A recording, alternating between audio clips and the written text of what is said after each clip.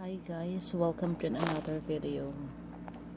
In this video ay tuturuan ko kayo kung paano magpusta ng manok into choice cut, okay? So ayan guys, ang nabili ko pong manok ay Bounty Fresh, okay? So ayan, umpisahan na natin.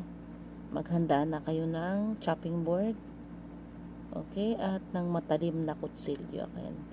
Una nyong putulin ang leeg, okay? So that is the choice cut, the part of the leeg. Okay, cut the neck first and then the wings. Ganyan ang pagputol ng wings guys. Okay, kailangan matalim yung kutsilyo guys. So hasain nyo ng kanyang kapwa kutsilyo kung wala kayong carborundum. Okay, meron naman ako carborundum dyan pero hindi ko lang nilalabas. Okay, so tinatamad kunin. So ayun, yun ang pinaka quick and easy. Ang bilis lang yung guys, matalim ng kutsilyo. Kuha lang kayo ng kapwa metal niya. Ayan, tingnan nyo guys, ang bilis putulin. Okay, so dalawang wing part done. Ayan, punta naman tayo sa breast part. Ganyan guys ang pagkuha ng breast part. Ingatan lang yung kamay na hindi masama sa pinupusta. Okay, so ganyan, nakuha nyo na yung breast part. Yan, tinatabi ko yung kadalasan kasi sinasahog ko sa mga niluluto kong noodles. Okay, at yan guys, na mga taba-taba, tinatanggal ko yan, tinatapon ko na lang yan. Kasi, di ba? It's a fat source, unhealthy fats. Pati yung puwet, tinatapon ko, hindi ko kinakain yan.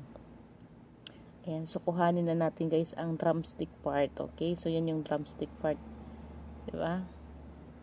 Drumstick part ng chicken. Doon nakakabili tayo yan. Minsan mura ang kilo ng drumstick. Okay. And then ngayon guys ay gagawin natin. Nakuha ko na ang thigh part. Okay. Yan yung thigh part ng chicken. Yan ang masarap din i-fried chicken. Yung thigh part. Ayan. Galing yan dyan guys. Oh. Okay. So ang natira na lang yan guys. After natin matanggal yung thigh part is yung likod. The back part. Okay. Yan. Thigh part yan guys. Okay. So natira na lang yung back part. Ayan. Yan yung choice cut na back part. Okay, nati ko na kasi imamarinate ko yan sa kalamansi, yung fried chicken ko. So ayan, yun yung back part guys, yung whole na yun na natira. Okay, so ganun lamang kasimple guys. Kailangan lang talaga maganda yung hasa ng kutsilyo para hindi kayo ayan, hugasan maigi guys.